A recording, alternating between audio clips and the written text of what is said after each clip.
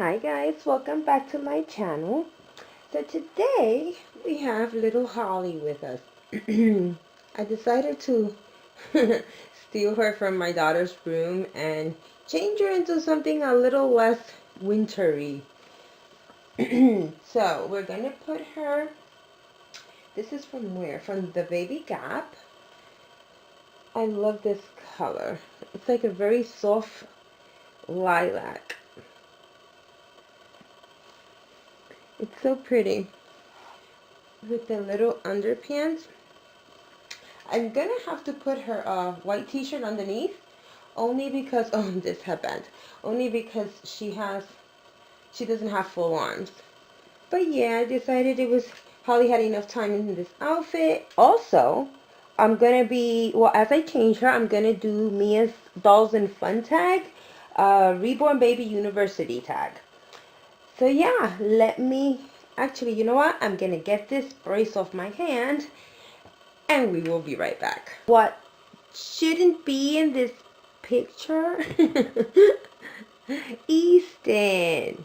He's everywhere. He's like that little, at Christmas time, the little elf, and you never know when you wake up where it's gonna be. That's Easton. So let's set him over here. Be nice, little bunny. First thing that I would say that I have learned because of, these baby dolls, it's not to care what others think. Not just with collecting these babies, but in general, to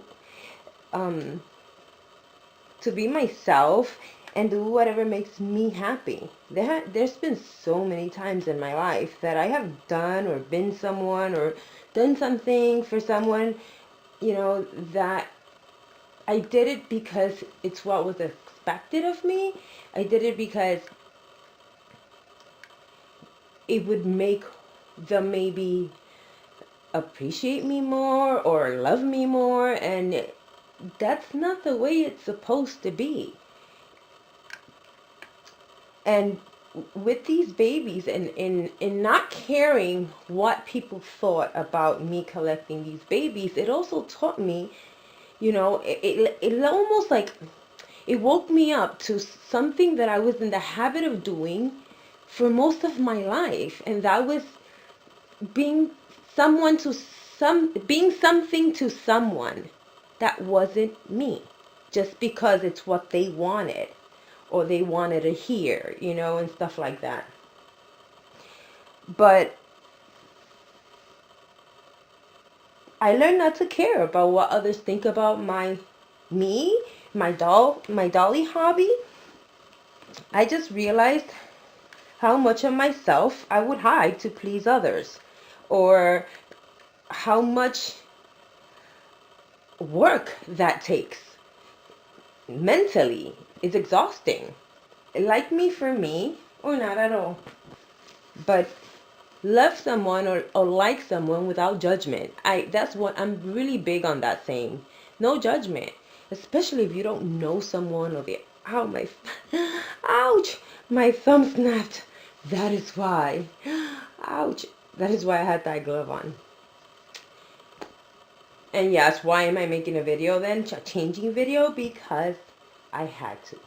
I've been having a really rough time. This weekend was a nightmare and I needed to focus on something else. Right, Holly? So yeah, that would be one. Be yourself. I just don't care anymore what others think. And so yeah, I would say that in collecting these babies and painting these babies, they have actually taught me a very important, valuable lesson in life, which is weird to say that a little doll can do that, But there's so much more that goes into these babies. It's not just about, oh, they look like real babies. It doesn't stop there. They're not real. we all understand that, but although people may think that we don't, and we're not, but it's amazing what they can bring out in a person, whether it's tears or laughter. These dolls can make a person cry. They can make you laugh. They can make you smile. And it's a doll. They can make somebody feel less alone. It's amazing, that what these babies can do. That is why, to me, they're a little bit more than just dolls. Because I paint them, I think because I paint them, they mean a little something extra for me. Not to say, that they don't mean the same for other people, but I'm saying my dolls for me. In my mind, I envision what this baby's gonna look like, and as I go on, they take so long to make, but it's a little by little, step by step, and you become attached to them in a weird way. I can't even explain it, really. And then here comes somebody who's going to judge you for them, or you got to hide the dolls or not talk about them in front of other people, or lie about what you like or love or your hobby. No, I refuse to do that about this hobby, and I refuse to do that about life in general, because I'm tired of that. I've done it for so long, and they reminded me of that, which is crazy because that's pretty big. So yeah, they taught me not to care what other people think about me in general, not just with the dolls, which is pretty amazing if you ask me. Okay, Mia had mentioned mentioned three things. So my second one would be what it takes. I've always had a knack. Let me start putting this on. I've always had a knack for, anything crafty. I can make a big, pretty, flower arrangement, or you can catch me on the roof patching it up. I've just been really handy with my hands. I can, do a lot of the plumbing work in my house. I know how to fix a boiler, yada, yada, yada. But when it came to these dolls, I hit like a wall, because I've always been so good at everything I attempted, things like that. Anything creative or that it required an extensive amount of thought or to figure it out, and I could always figure it out. Now, when I started painting these babies, they made me question my creativity, like my craft level, because it was so darn frustrating. I questioned whether or not I can actually paint one of these babies, but not just to paint them, but to make them look to make a baby, one of these dolls look into like a real baby, like a real human baby. I found that I needed to do that. I needed to prove something, and it was so challenging in the beginning. Oh my God, the hours and hours and nights that I spent up, it's unbelievable. Now that I think back on it, like, wow, they aged me, I think. But many times I would want to give up and say, I can't do it. It looks horrible. I have to strip this piece again and start all over and now match it with the rest. And, it's, unless you're an artist, or, you don't, these babies are expensive for freaking reason. They cost a lot of money, because it's not just that they're made, in pieces and they're handmade. It's because of the amount of work and hours and sweat that goes into one baby. And so painting these babies is a true art. And I wanted to know what that felt like, and I couldn't reach that place. And it was frustrating, and I questioned myself, like I lost it. I lost my groove, I lost my thing about, I can do anything, or I can figure anything out. I couldn't figure it out. They would come, like one piece would look okay, and then as I would progress, I would be like, this is not the way this is supposed to look, and I would have to strip it and do it again. And it was really, really frustrating. My first babies, the first two that I did, which was Liam and Emma, they're not perfect. They're far from perfect. They have so many things I wish I could change right now. And maybe someday I will, but then again, I like them that way. I want them to stay that way because they mean something to me, because they taught me a lot about something that I love. To me, they're my visual proof that now sits in my home to remind me of what persistence and drive can accomplish. And that's big in my world, in my book. That's a big thing. And that's why I love them the way they are. And I don't want to mess with that. So every time I look at Emma and Liam, they remind me of that time where I thought that's it. I'm throwing away all these paints and brushes and all this money I spend, and I give up. I'll just save money and just buy them. But I've never been a quitter. And like I said, I'm crafty, and I've always had that creative thing. And I had to prove it to myself. And in continuing, oh my God, when I finished Paisley, she's my preemie, I would say is one of my best works, because she is amazing. I mean, anybody that sees her, face to face, from her veining to skin texture to her little face, her lips, she looks so freaking real. It's scary.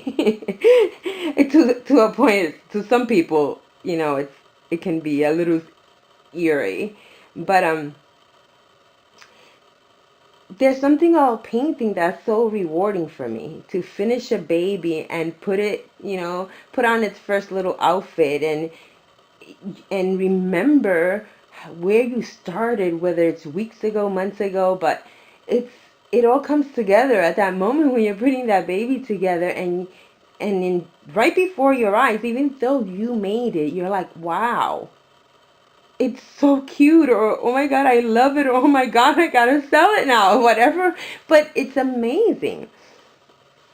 Those first few coats of paint that you put on these vinyl pieces are invisible to most people. Some people would be like, hello, I don't see any difference, To an artist, is a visual start to something amazingly beautiful. And I will stick to that for as long as I paint a baby. I can see it. Even if no one else can see the first few coats or the 10th coat, or really, you spent how many days in getting to that point, and geez, but that made me strive harder to reach that point where I would be satisfied with my own work. And I am my own worst critic ever. It makes me who I am. That part about me, I don't think it's ever going to change. It may sound corny to some people, but the reality is, just believe in yourself that you could do something and you can do it. I may not be the world's greatest artist. Far from it. But now I can say I can paint the baby and be happy with the outcome. And that's good enough for me. Last one, I directed it to Caitlin. So, because Katie's so into the babies, and she made me laugh with her answer. The second I asked her, I said, Katie, what would you say is something you've learned, with the reborns, by having these babies? And without any hesitation, she said, right away, I learned how hard a real baby must be. So she said, she mentioned how difficult it is to change a baby's clothes, how much money you need to buy baby clothes or accessories. You need a place for them to sleep safely. And she's like, and Mom, and these are dolls. I can imagine with a real baby. So I'm laughing, but I let her continue. She said, oh, you have to treat them like they're real. You can't carry them however, because of their little heads. And she says, sometimes I forget about Holly and I feel so guilty sometimes, Mom, because I haven't carried her in like a week and I feel so guilty. And with a baby, you can never forget that you have a baby, ever, for not a second in your day. I can't even imagine that. She goes, just having Holly is so hard because of so many things. I can't imagine what it would be like to have one baby, let alone two, because she's a twin. And she couldn't be more right. Because having twin babies, whew, or more, God bless you. But, okay, Holly, what's going on here? But yeah, she surprised me at how fast and how quickly all her words just started pouring. She's like, I could answer that easy. They're a lot of work. Hold on. Sorry, I'm checking the camera. She's like, there's so much work. More work than I ever thought a doll could be. She made me laugh. But everything she said, she was right. It is true. Everything she mentioned, it's true. Those are all things that with a real baby, you have to consider every second of every day when you have a little baby at home. And she's like, I try to do my best and I know I mess up and I'm not great at changing diapers. I don't know how you did it, Mom. So for her, I guess it also like gave her an inside look, I would say, to what it must have been like for me when her and her brother were babies. And she appreciates it more, which is great. So thank you, Mia, because you helped Katie realize how hard I have worked for the past 12 years. And there she is. And so yeah, that was the last question. Well, the third answer. Let me turn her around and show you guys how she looks. So here's Holly. Oops, what are you doing, Easton? She looks so pretty. She's so sweet, her little face and cheeks. I love that her little eyes are so close together. She's so adorable. Told you Easton is everywhere. Anyway, you guys, I'm gonna go soak my hand in Epsom salt. Thank you so much for watching. I hope everybody's having a good start to the week. And the babies and I will see you in our next video. Bye, guys. Want to say bye, Holly? What about Easton? Bye, guys.